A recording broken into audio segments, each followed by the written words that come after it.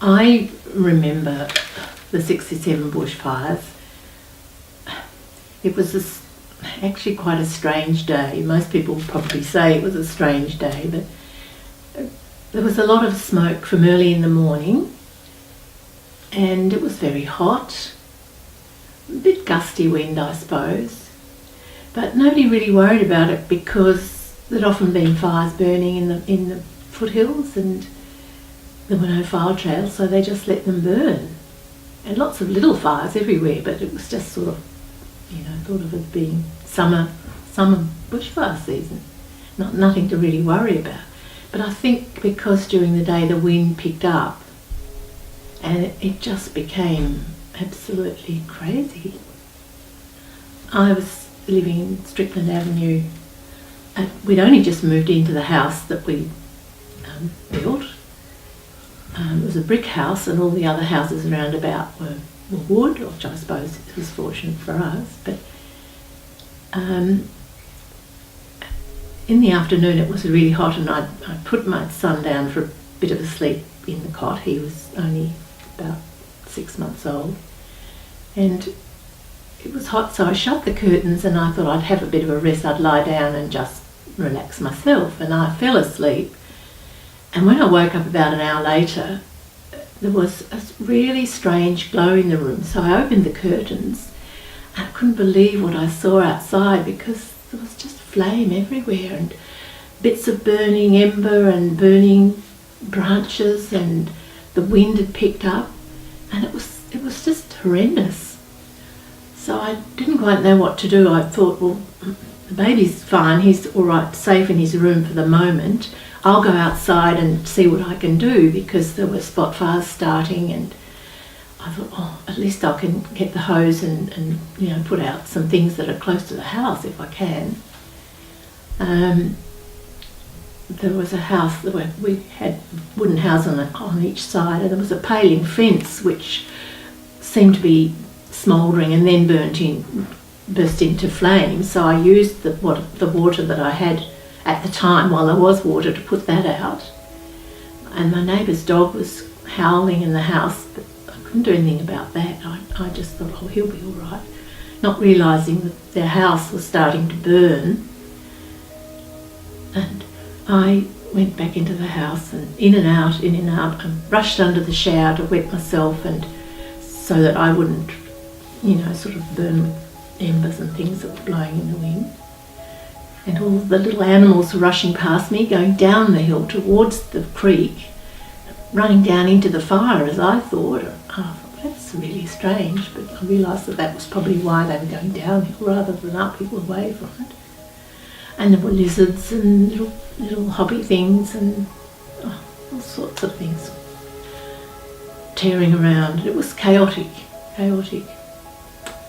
And got to the stage where I thought, well, I don't know what to do, because the house next door had caught alight and was burning, and I thought, I can't stay here, my house will be next. I'll go to my neighbour on the other side, because she was at home with small children too.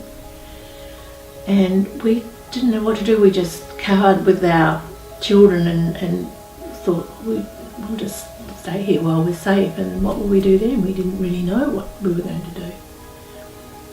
Eventually the fire passed past us, went past over us almost, and round about, and then up the hill behind.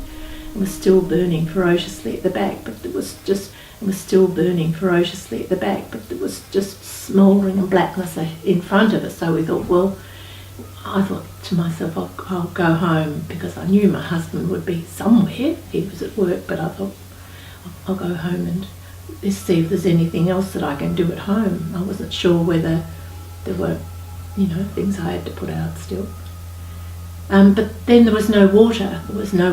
So, and no electricity. You couldn't do anything anyway. And I heard my husband's voice. I heard him calling from a long way away.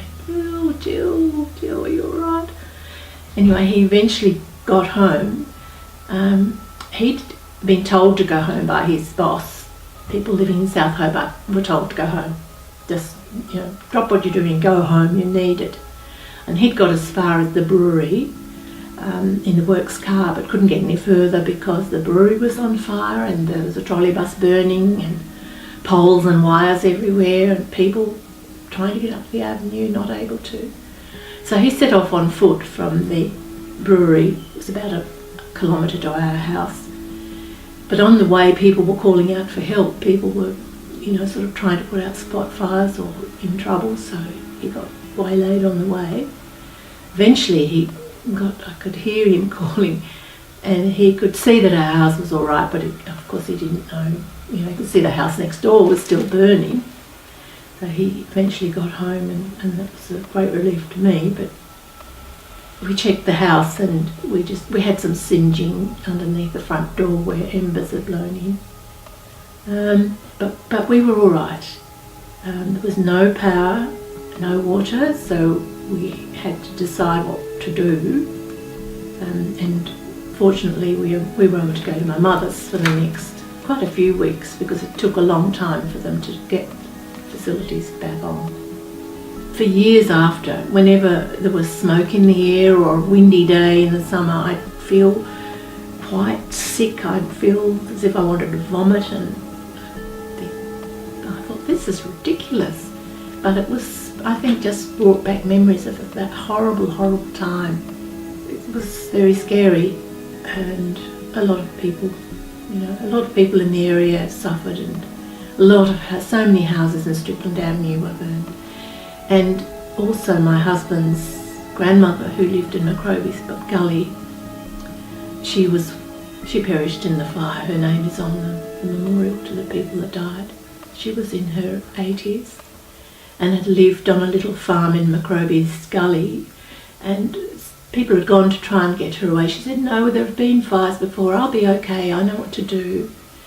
And my husband's father found his mum the next day in the ruins of the house. And it was just the most horrendous time for everybody. So